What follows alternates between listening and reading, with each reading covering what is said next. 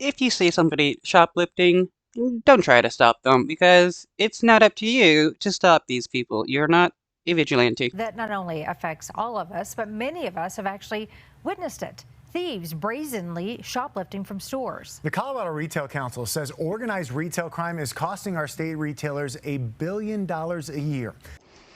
And wage theft, according to the Economic Policy Institute, wage theft costs U.S. workers as much as $50 billion per year, a number far higher than all robberies, burglaries, and motor vehicle thefts combined. So the real thieves are the employers and businesses stealing from the employees. CBS News Colorado investigator Brian Moss has been looking into why this is happening and how some communities are taking it upon themselves to fight back. Moms, dads, kids at this busy Brighton King Soopers, maybe grabbing some last-minute dinner items. Then this. At 4 in the afternoon, a man and woman wheeling out 20 containers of laundry detergent worth an estimated $600 without pay. Store security and customers intervening, trying to stop the thieves. The people trying to stop them can possibly get in trouble if the guy gets hurt, and possibly the security guard as well. This is usually why the businesses tell the people just to let these people go, and then they just call the cops. So unconcerned, the couple even pulled their car up to the front of the store so they could easily load up the items they were taking. Yeah, and hitting somebody who's shoplifting, I mean, that is also bad for you because that is considered assault. This scene in Brighton has become commonplace across Colorado. The situation is out of control. Now some cities are taking it upon themselves to fight back. Aurora Mayor Mike Kaufman pushed for a new law mandating 3 days in jail for anyone convicted of stealing more than $300 in merchandise.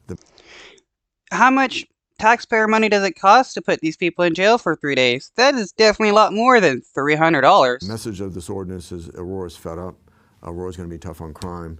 And or if you want to shoplift, Aurora's probably not the place to do it. Figure out why people are shoplifting and deal with that. There are reasons why people shoplift. It's because they need money. There's probably a lot of poverty going on in this city. Retailers and politicians point out that fewer criminals were jailed in recent years due to COVID-19, so the fear of consequences has diminished. There's a rising anger about that. And I think the feeling is that they're not just stealing from the store, they're stealing from everybody. If the people really cared about being stolen from by shoplifters, worry about the employer stealing from you. Because, again, employer theft, wage theft, costs workers $50 billion a year. Somebody's an habitual criminal and they're behind bars. For those days that they're behind bars, they're not creating new victims. They're not stealing from our stores. But putting somebody in jail for 3 days for stealing $300 plus and merchandise costs to taxpayers a lot more than $300. It costs thousands of dollars to put somebody in jail. Ordinance 28 really is intended to address these criminal offenses. Catalytic converter theft and other crimes have increased in cities like Westminster, which is now passing its own laws, cracking down on cat converter theft, joyriding, and street racing. What's the message with these ordinances that you want to send to? Joyriding and street racing really aren't that big of a problem. We could just, create certain areas where people can go to do joyriding and street racing. I mean, I don't understand why it should be illegal. Criminals. Don't do crime in Westminster.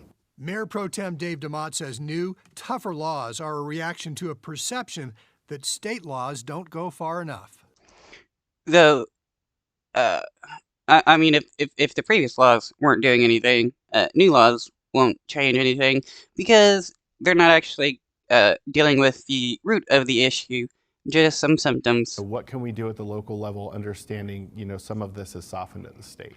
In Aurora, Property crime has been trending down in recent months, and the city says a dozen shoplifters have been prosecuted under the city's new shoplifting law. Back in Brighton, the man in this video, Zola Diandwakila, has been arrested and will face charges. State records show he had just been released from jail on another case. I'm Brian Moss. Yeah, and our jail system isn't really set up so when people get out that they have like uh, a support system so that they can actually get a job, and get good housing and stuff like that to be able to be a part of society. The U.S. prison system is set up so that uh, our prison system is set up so that people are meant to go back to jail because it's harder to reintegrate in society after getting out of jail, especially for long periods of time. So the biggest issue is not shoplifting, but employer theft and the way our prison system is set up. Covering Colorado First.